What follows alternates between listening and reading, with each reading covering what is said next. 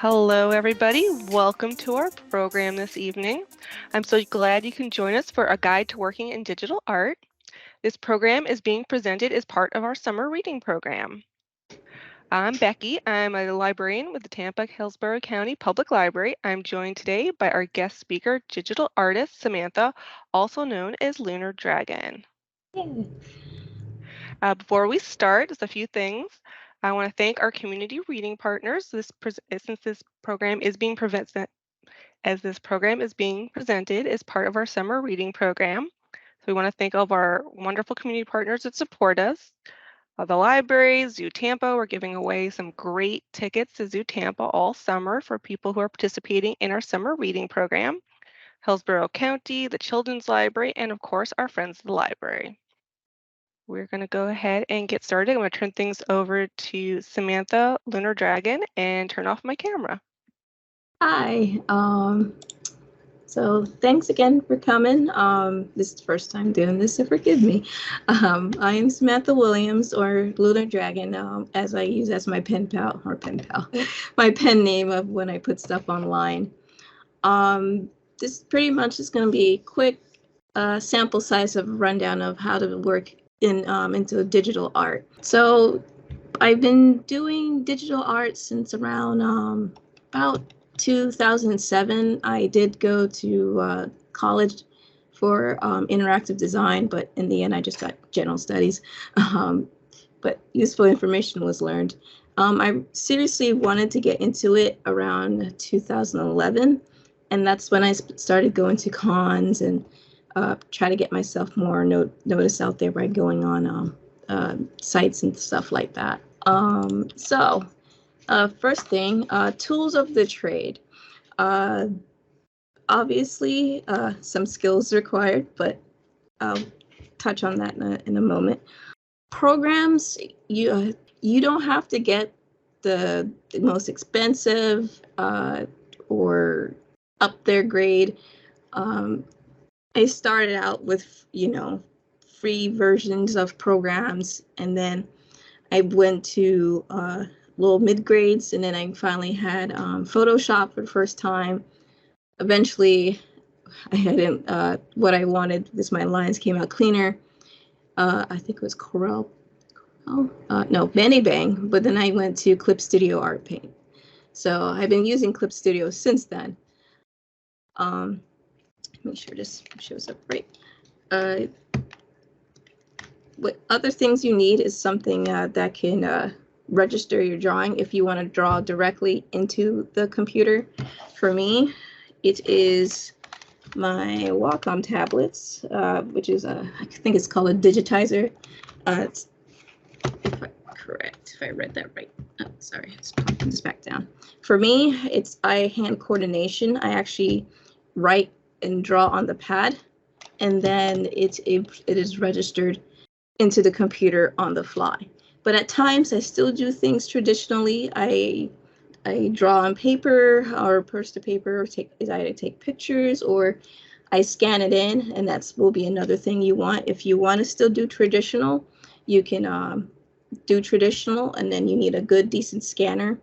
Of course, higher resolution, the better to scan, the easier for you in the long run.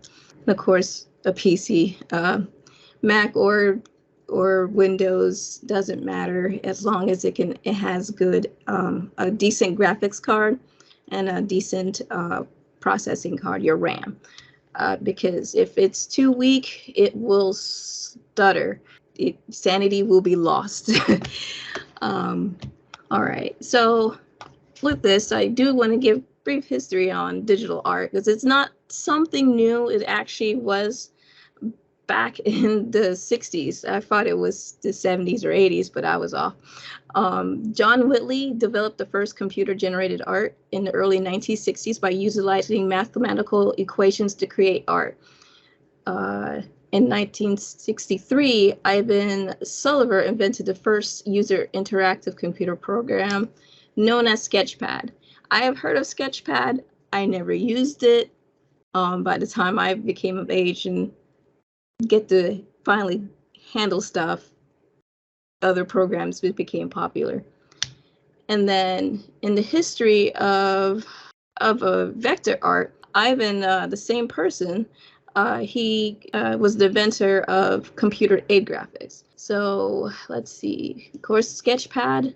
It was technical and dual purpose because with that, that's what vector art came from. Because vector art uses the math of points and it fills it in. Compared to raster, which is when you draw something and it only remembers those colors or lines you put in. That's what we know as rasterized art. Vector art, you can blow it as big as you want because the mathematics will open it bigger and it just does the equations to fill in the gap. So the next thing, it's about getting noticed. It was one of the things I wanted to properly go through. There's art sites out there that are good for getting noticed, but some of them has been dwindled down because it's just been flooded with AI art because people are not properly marking what they're doing. So it's hard to distinguish the real people and the AI art. But DeviantArt is still there. But again, that one is kind of bogged down. Social medias is actually one of the better things. So like Twitter, TikTok, Reddit. Some people actually gets tractions outside of the art focused websites. Twitter, I know that's becoming harder the way they're keep doing programming or algorithms and things like that. Same thing with TikTok. I use Instagram as well, but mine's is mostly quiet. It just when I post like nice final pictures that goes on Instagram because everyone loves pretty things. And then ArtStation is another one, artstation.com. That one is artist focused, but those are mostly concept artist creators. So the ones that make like art for video games and movies, sometimes they show off their not in project, but their side project stuff and are just random things, and then commissions and stuff like that. Talking about commissions, art trades and commissions is something else you can do and consider.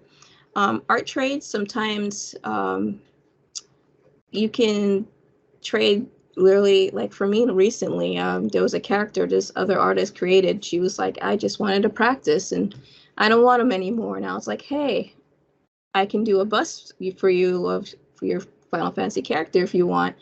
And if in trade for your little creature. And she's like, perfect, I'll give you this other one too. You do a good job. So now I have two little characters that I gotta figure out what to do with. Commissions is pretty much it's someone paying you to do something. And of course, you gotta make sure you have rules and have things set up because you don't want someone to pay you lowball and they turn around and mass produce it and make a whole bunch of money, things like that. There's things you gotta pay attention on. And pricing for commissions, obviously, if you're very new, you don't want to like immediately put like a high price. That will scare off some people if they don't know your name or your style seems weak compared to someone else that charges similar price. So you want to just do a little research and go through and figure that out. Conventions, those I like the most. I'm not a very social person, but when I'm around like favorite things that I like and you see all these other artists like in person, and there are a few artists that I've met, which is now my friends.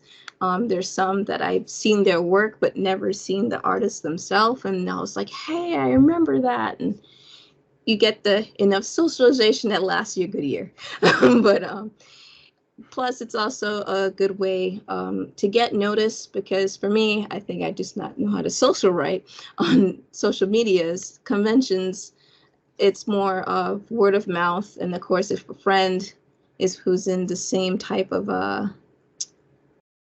taste and stuff, they seen the art on the wall, they may see me at a convention and say, hey, I remember that at a friend's house or something like that.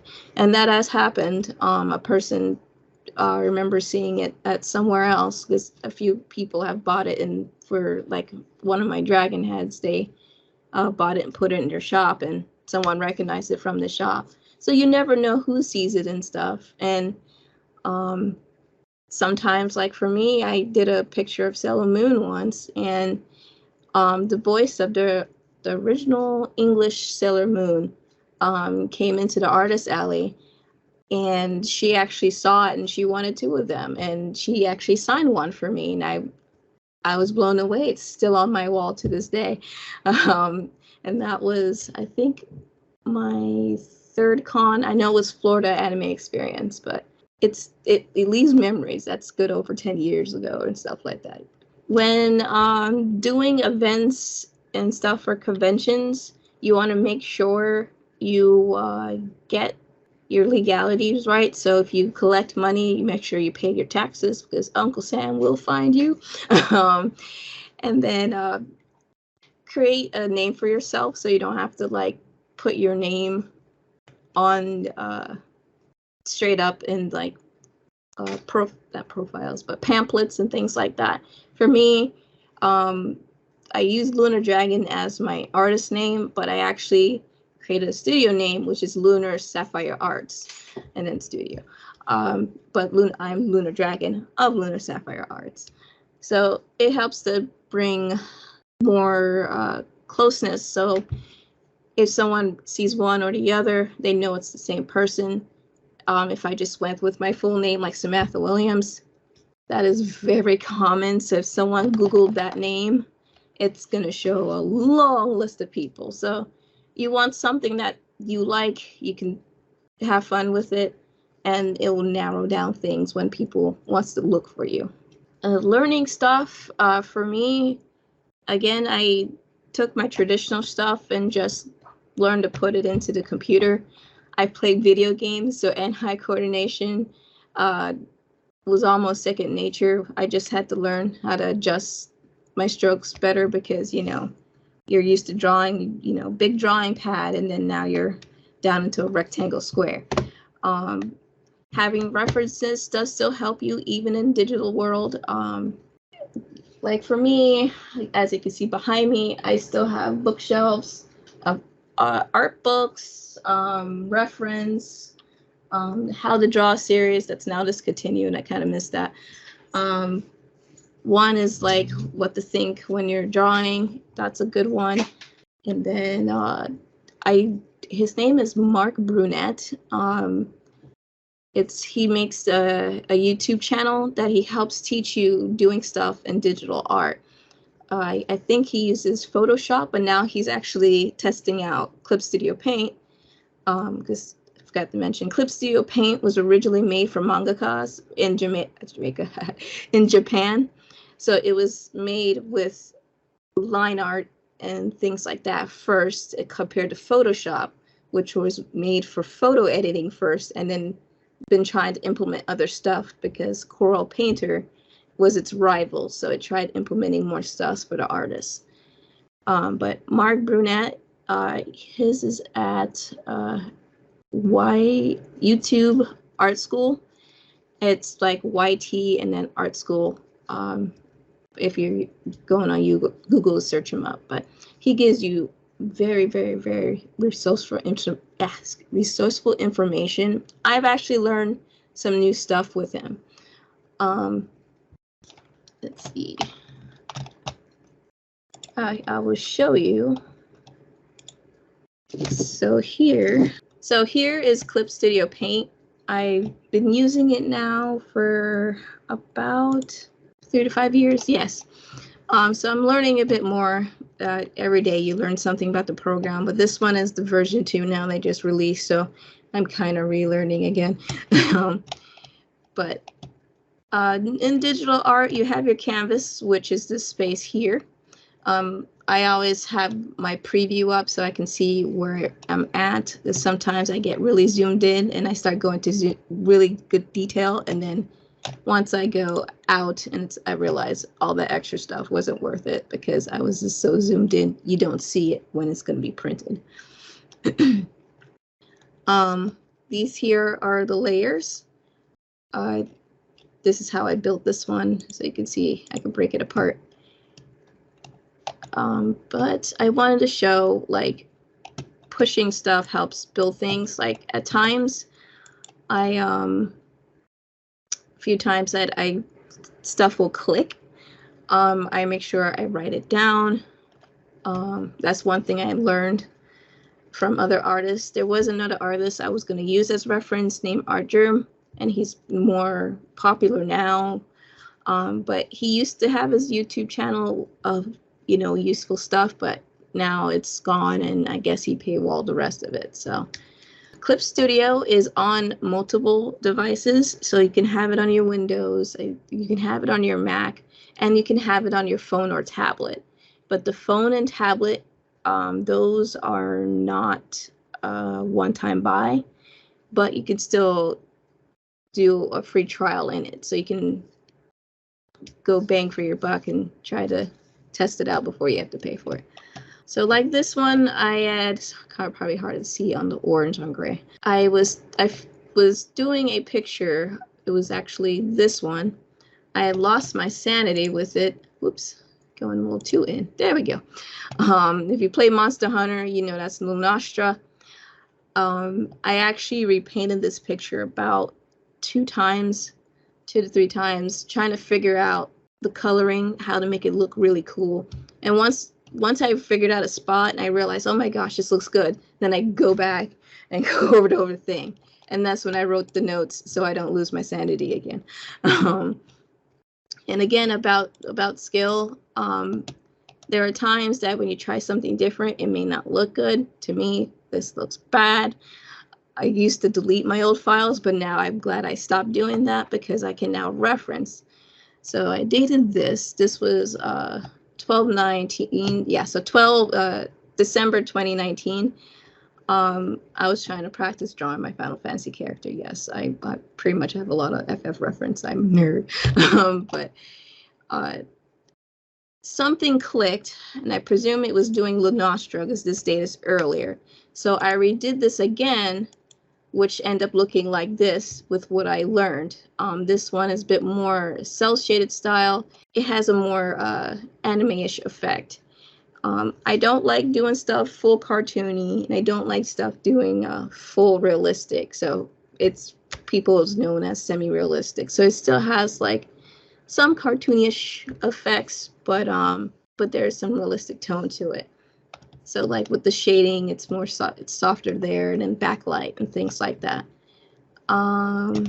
Again, this one is bad.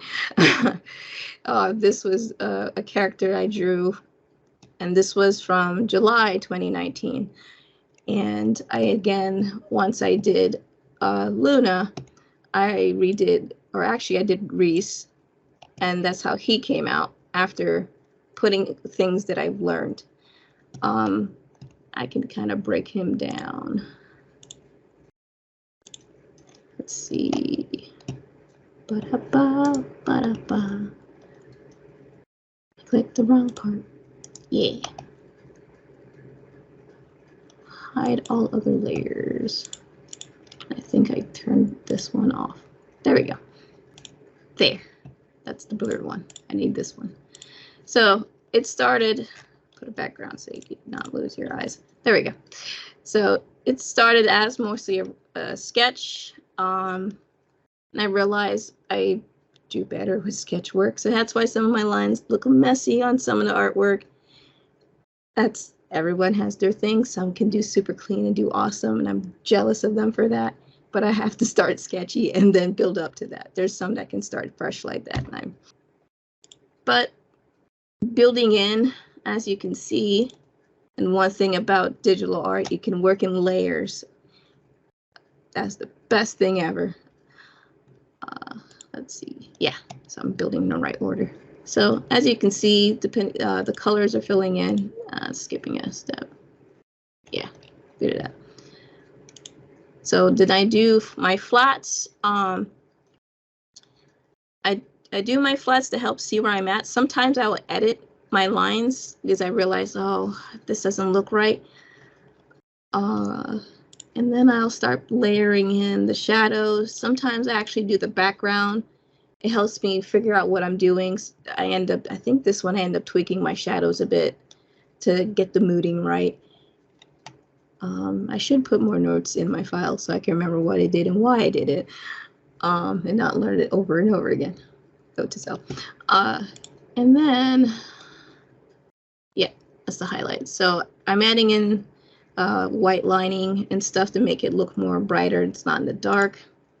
And then I learned, sometimes I do experiment. So this I learned about, I think, polarization. Let's see if I can show you without wrecking it. Photosphere. Photosphere gradient. I end up playing with it, playing with the colors, and it did a weird effect on the picture. And I was like, yo, I like this. So then I pushed it on with that in mind. I end up doing colors, and then I color correct, and pretty much are back to where we started as. And that's the build from that. And then with learning what I did with this, because I love dragons, I end up doing one of my water dragons, my own design. I redid a bust of this one, and I took what I remembered and end up pushing this picture out really well. And let's see if I can go down into detail. There we go. So as you can see, as I said, it starts out sketchy, but sometimes it does a cool effect on it. Like even movies now, like saw the Spider-Verse movie, it's throwing different art styles all into one movie, and it looks so good, like jumping from different things. And I give them props for that, so people don't think you have to be stuck in one style. So this style works for me. It may not work for you, but you can try mixing it and matching it. You never know. Oops. Beep. If you hear groaning, it's not my stomach. My shepherd's going nuts.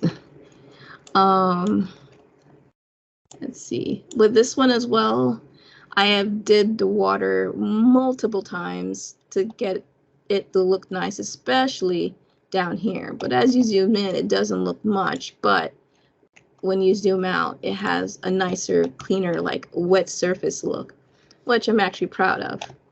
And then same thing for the mouth here. It actually looks like water's gushing out because it is like a sea dragon. With that.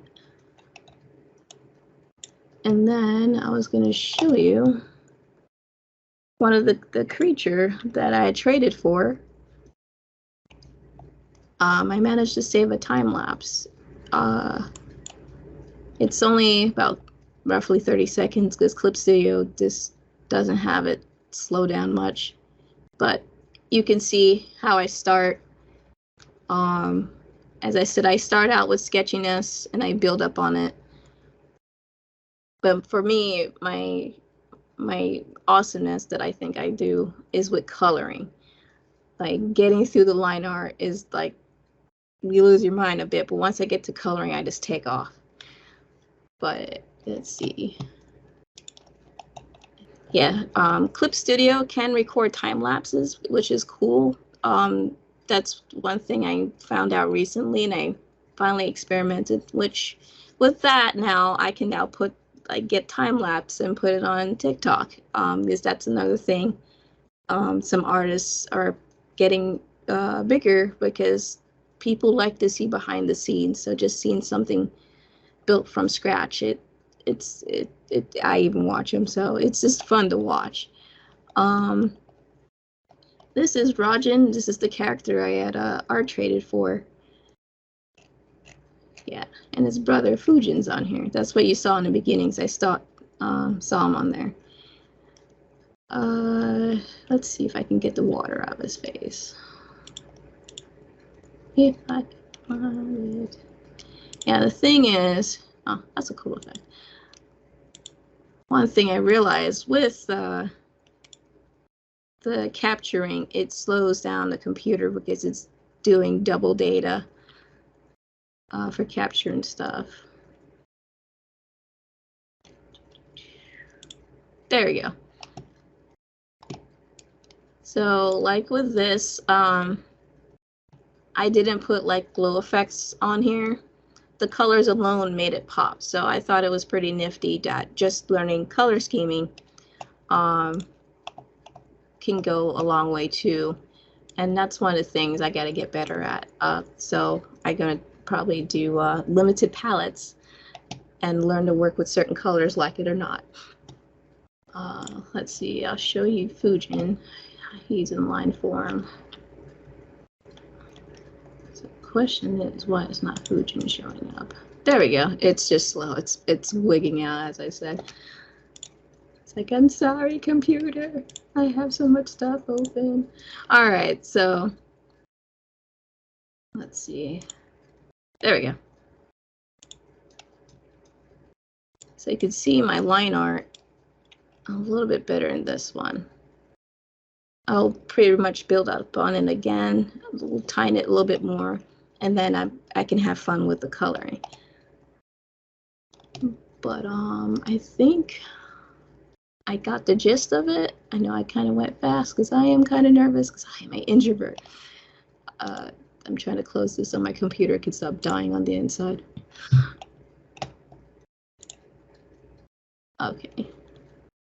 But that, I think, pretty much. That's great. Yeah, we can get to a few questions and people can type those in. Actually, let me go and pull up my PowerPoint again. Because I do have a few things to share. People are typing, but yeah, now my computer's being slow. It spreads.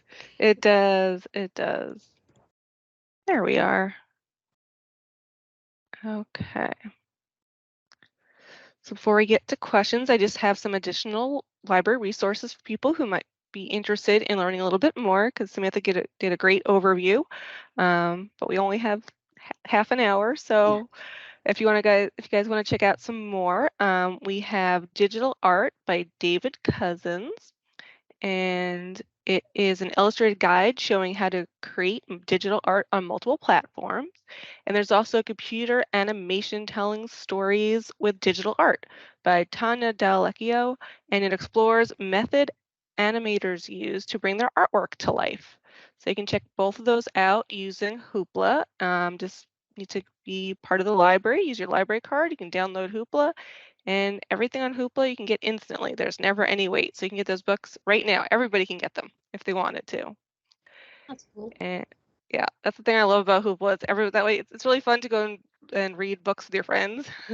That way you don't have to worry about, okay, I have to wait till somebody else returns the book or wait till you return the book. You can get it right away. Gotcha.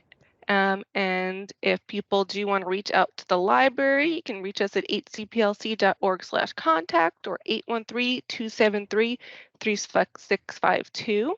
To reach Samantha, you can reach her on social media at LluhnarDragon, or her website is LuhnarSapphire.com. Is there any other ways to reach you?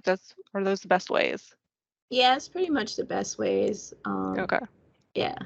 Sure. So yeah, just a few questions. You kind of mentioned your unique, what do you call it, semi-realistic style. And so how did you discover that? So I discovered it. I think there was one. Art Germ was one that he does like, he's now doing like comic book variant covers and things like that because his style, it just sits right there. So that he was a bit of an inspiration, but for me, it was almost like a stopping point. Like, I was like, I like the look of this, but I don't want to push it any further. And then I see some people are doing it, and that one's now big doing it. And I was like, okay, I'm gonna stick with that. I don't have to lose my mind, because at times there's some people that go as far that it looks photorealistic, and I'm just like, I could have just taken a picture if I wanted to go that far. But True. that's mainly it. It's just inspiration and just other designs. Seeing things and mixing and matching, and just literally doodle. You don't have to, when you draw, you don't have to aim for perfect. Some of the stuff I found by accident on my own. It's like, oh, that one little corner of the picture looks good, and now I need to take that and spread it back over, because it just clicked during the process. Yeah, it sounds a lot like, yeah, you look, you watch, you learn, you play around and see what works for you. Yeah. Yeah. You kind of mentioned a little bit about AI art and AI technology, so I just was wondering what your thoughts are on that. Yeah. So with the AI art, from how it was created, a lot of the stuff was scraped, especially from because they had to learn from something. They didn't Mm, like it didn't just pop in there like, hey. They actually scraped from like DeviantArt, ArtStation, just Google Images, and learned have it learned that way. There's some people who likes a certain artist stuff, and they're like, well, I can never afford their stuff. I'm gonna make this AI do it for me, and they will feed their art without permission, and all that stuff was done without permission. So because of that, I never ventured near it. Some now will use it to say, um, like a work study. They'll just type in things and see what it pops up, and then they themselves will draw out what it is the same prompts. Oh, Um, okay. yeah, for me, if I do prompts, it's mostly word prompts. Oh, I forgot the name of that site, but because it hasn't updated since like in the 20 teens. So yeah, but it still works somehow. And if you hit it, it'll say like mermaid, broken dreams. Like it'll give you Oh, random words, and you just try to create something out of those words. Yeah. hmm. Okay, so yeah, more for inspiration. That makes sense. You mentioned going to college for art. Do you think all artists need to go to college? No, Okay. that's the one thing is it's like luckily I didn't get suckered into those art institutes and things like that because those like what they taught. There's some people I've met who went to like those type of schools, and the from what I learned on my own, and they kind of was like there. So I'm like I kind of saved a whole bunch of money because one of them was like almost 90,000 Mm, for that, and it would have equaled at the same level where I was at if I went through them. The only thing like they will teach you is most people you learn more the more you practice. So it's like it's not just gonna pop in if you just take a break, but if you draw and or at least research a bit, like get art books and see how things are built. Like again, like the Final Fantasy not, but the Final Fantasy 14, their art books. Um, I've they talk about how they designed out the stuff, and for me that's just gold. I just sit there and read it and drool at the concept art and things like that.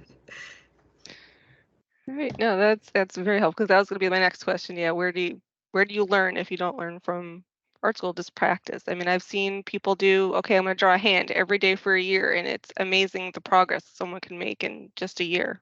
Yeah, yeah, it's amazing, and I myself need to like hunker down and practice like a little bit more on anatomy so I can just do it without thinking too hard, especially the hands and Mm-hmm. stuff.